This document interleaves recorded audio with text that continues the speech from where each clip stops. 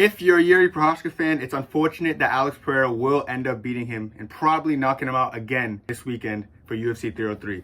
What's up, guys? It's your boy Ken, your corner, and we're going to talk about today Alex Pereira and why Jiri Prochazka has really no chance against him.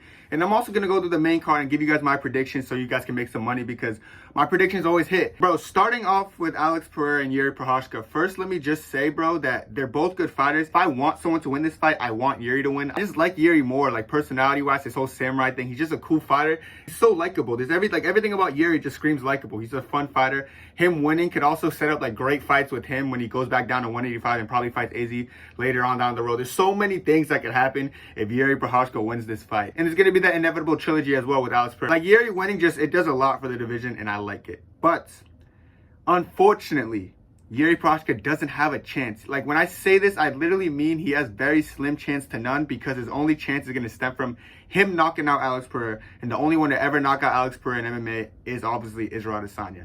And that was more because precision, not even just power. He caught him lacking, but I just don't know if Jiri has that.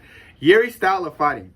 He did some of his best work coming on the front foot, not really notorious for being a counterpuncher. Izzy did knock out Pereira for being a counterpuncher. But with Jiri, one thing I will give Jiri credit for is how he blitzes is kind of awkward. He's always moving his head. He always makes it difficult. He makes it a hard target to hit because he's constantly moving his head. But eventually, Alex Pereira will get the timing of that shot down, which is why he ended up catching him later in that fight and knocking him out. He realized some patterns that Jiri was leading in with, and he ended up catching him with a punch. So my thing with Jiri is like, that blitz will work for maybe a round or two on him. Jiri's known for his striking. If Jiri's going to be forced to stand with Pereira, is going to be no good. Jiri literally needs to mix in wrestling in this fight to even be kind of close. But even with his wrestling, I've seen Alex Pereira go in there with someone like Jan, and even the wrestling couldn't get Jan the win. I would argue Jan's a better wrestler than someone like Jiri. So Jiri's not really known for wrestling. He's more of a striker, but he was forced to wrestle in the last fight with Alex Pereira, and I think he's going to force him to wrestle again. If you guys remember, the reason he started wrestling in the first place was because of the leg kicks. That's unexpected, and again, he gets it. And that goes to my next point about how Jiri has probably the worst defense in UFC history. I don't think Jiri Prochazka believes in defense. Jiri's defense is his offense. Like, he tries to overwhelm you with so much activity that you forget to throw some offense so he doesn't have to get hit and defend. But the thing about that that's so dangerous, we saw in the first Alex Pereira fight, is going to get him put in bad situations and hurt. That's why his leg was compromised so quickly in the first Alex Pereira fight, because he kept just running forward and so heavy on the front leg, doing all these stuff. He was forced to switch stances like over 20 times in that fight. It's crazy how much times he had to switch stances because his leg was getting compromised. And after he got knocked out in that fight, he went to the drawing board. He was talking about on Twitter, he's like, I'm going to come back a different version. I won't take damage, this, that, the third. Then against Rakic, I saw that fight too, and nothing improved. He showed no improvement. Like, Jiri's rate of improvement as far as defense goes, I wasn't impressed. I know a lot of people look at the Rakic fight and they're like, oh my goodness, Jiri looks so much better. Jiri's nasty because he got the finish. But the thing with that is he was taking an absurd amount of damage. I feel like people forget what actually happened in that fight. That boy was eating so many leg kicks. Strategy. Very bad bruising. Bad limping on it already. And now when I look at those shots Rakic was landing, I'm like, if that was Alex Pereira, bro, he's going to be in way more trouble. No, like, Jiri's rate of improvement is concerning as well. This is on short notice, and someone like Alex Pereira is constantly sparring. Like, short notice favors Alex Pereira. You see how much videos of Alex Pereira on the internet, boxing these pro boxers and boxing everyone and sparring these guys. He lives to spar. Like, all he does is spar. So even him on short notice, he's going to be ready to fight. Jiri, on the other hand, on short notice, Jiri's like meditating in darkness and stuff, and he's just trying to get his mindset right, which I don't knock him for. Like, good for him, you know, he's trying to get his mind right and all that. But, you know, I would favor the guy on short notice who's constantly fighting over the guy on short notice who's just kind of getting his mind right. That's just what I think. That's what I take from it, okay? So when I look at this fight now, I'm looking at a fight and I'm like, okay, so Jiri's on short notice. His rate of improvement is concerning. His ability to defend strikes is concerning. He gets hit a lot. It's concerning. And he's going against someone with very heavy hands and probably the best low kick in the UFC today. What chance does Jiri really have? Like, he has to knock him out. And I just think Alex Pereira's chin is going to be better, especially that he's at 205 now. Izzy did knock him out at 185 when he was cutting a little bit more weight. So I don't even know if his chin is going to be as compromised as it was at 185. So does Jiri even have a chance at this fight? I don't know. I kind of hope so. I kind of hope Jiri finds a way to pull it off. Logically, it's impossible to actually go for Jiri in this fight if you're looking at it from like a logical point of view. Like, it just doesn't make sense. Like, Alex Pereira has too much weapons.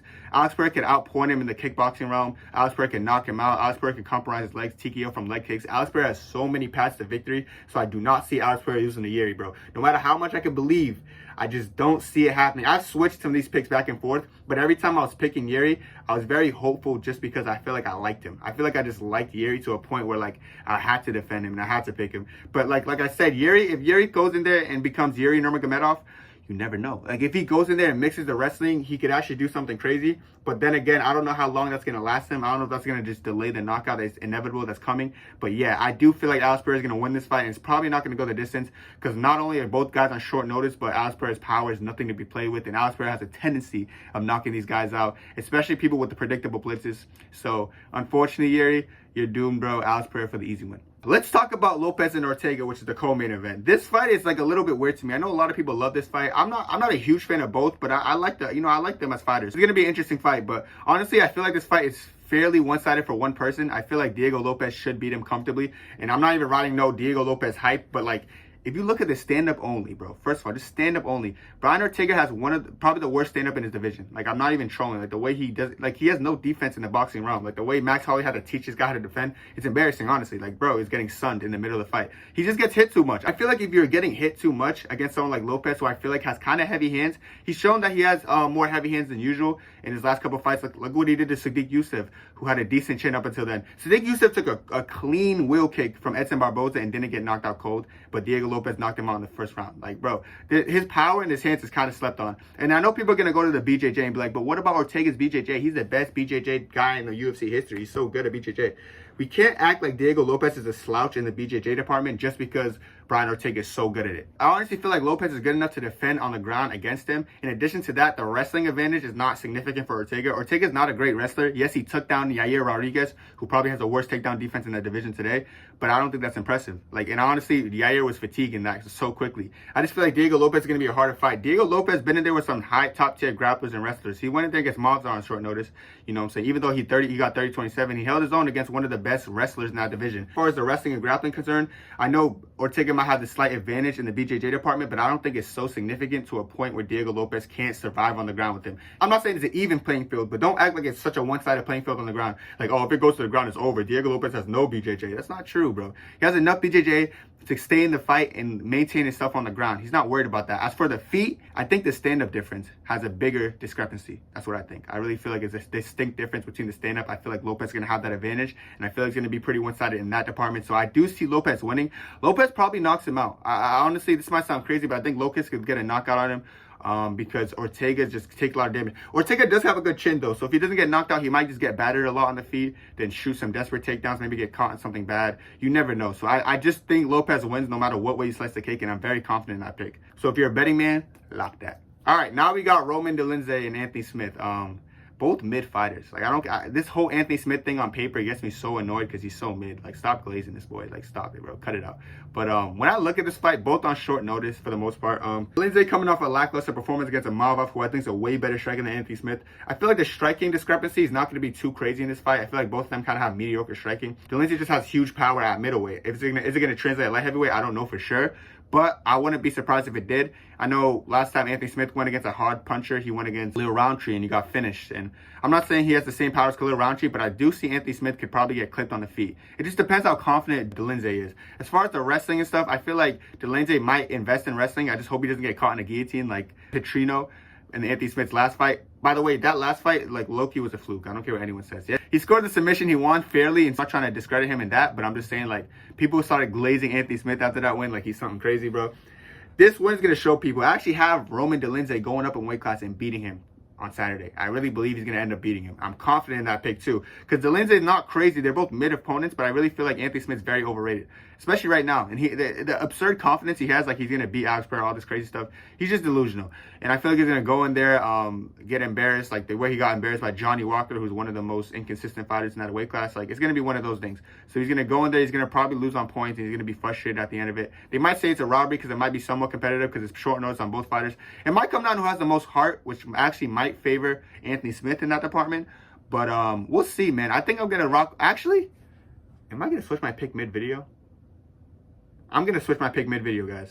I just thought about it. If that fight turns into a dog fight, it's gonna favor Anthony Smith because he has a lion heart. Yo, I don't know why I just did this. I literally had in my notes I was gonna write down that Dolidze wins. I'm switching it right now to Anthony Smith wins. My gut told me to do it, and I'm following my gut, and I believe my gut. Yes, scratch everything I just said prior to this. I think Anthony Smith has the dog in him. I think it's gonna come down to a dog fight. It's not gonna be a finish. It's gonna go to points, and Anthony Smith's gonna be the one who comes out victorious. Call it a hot take, call it whatever you want. I think Dolidze's gonna fatigue, and Anthony Smith's gonna be there. He might even finish him. I think Anthony Smith wins. I don't care. I just switched my pick mid-video. Yes, Anthony Smith's going to pull it off. I'm telling you right now, lock in Anthony Smith. Something told me. The MMA gods. Anthony Smith is winning. All right, last but not least, let's talk about MVP versus Ian Garry. A huge talked about fight. A striking clinic might be put on by one of these opponents. It might be a dog fight. What I think about this fight is I think Ian Garry is very special in the striking realm, but he's not going to be on the level of MVP. I said before the MVP fought Kevin Holland, I said MVP was going to destroy them. They all said I was a casual. I'm crazy. MVP's a can crusher. Kevin Holland's going to show him levels. No, he didn't. And Kevin Holland was getting pieced up badly on the feet. We've seen Kevin Holland hang in there with some of the best strikers. Like against Wonderboy, he rocked him in the first round. He hung with Wonderboy. He might have started getting battered after his hands got broken, but for the most part, before that entry, he was hanging with Wonderboy pretty good, who's one of the best karate stance strikers on the planet. But against MVP, Kevin Holland couldn't even find a shot. He at least rocked Wonderboy. He found the timing on his blitz. But with MVP, he couldn't find the timing at all. He's getting spinning elbowed. Kick to the body. Oh, the right hand. Look at this. He's getting pieced up, blitzed in, and Kevin Holland's chin is not appreciated enough. Ian Garry is not going to have the chin of Kevin Holland, so don't be surprised when Ian Garry gets knocked out. I'm telling you right now, Ian Garry will get knocked out by MVP. The blitz is going to be too hard. The overhand is going to land. He's going to put him to sleep. We've seen Ian Garry dropped by Song Kinen. And you can nice. We've seen this, brother. We know it's possible for him to get dropped and hurt. And it's going to happen again against MVP. MVP's either going to put on a clinic over the course of 3 rounds, or he's going to finish Ian Garry. I'm so confident in this. I don't know why people believe in Ian Garry so heavily, but I do think MVP's going to get that advantage in that fight for sure. So yeah, bro, I'm telling you, stop sleeping on my boy MVP, bro. He's the best striker in the welterweight division today, and he's just going to prove it every time he competes with these good strikers. He turned Kevin Holland into Kevin Nurmagomedov. He's going to turn Ian Garry into Ian Nurmagomedov. He's going to try to wrestle MVP. He's going to try to shoot for takedowns because he's going to get desperate after getting pieced up on the feet. I'm telling you right now, I sound crazy, but when he's shooting for the legs, you'll be like, oh my God, Kenny told me so. Yes, I did tell you so. MVP is going to turn this guy into a wrestler, and it's not going to be enough. He's going to maybe come in even shooting for takedown, get caught with a knee. Bro's going to get either finished or outpointed with a clinic. I really think he's going to get finished, though. Trust me, put that in your bookie, bro. If you're a better, bro, I don't care, bro. Put that in your bets, boy. I'm telling you, bro. I want 100% on this main card. Y'all going to turn around and watch this video back like, yo, Kenny just cooked. All right, guys, that's going to be it for me. Make sure to like, comment, subscribe. Let me know what y'all think down below. Y'all got the same picks as me? Like, what y'all feeling like? I feel like I hit the nail on the head with some of these picks. You know, some of them might be close, but like, yeah, I really feel like everything I said will come true. And then, you know, Mr. Kenny going to strike again. That's it for me. God bless. Peace.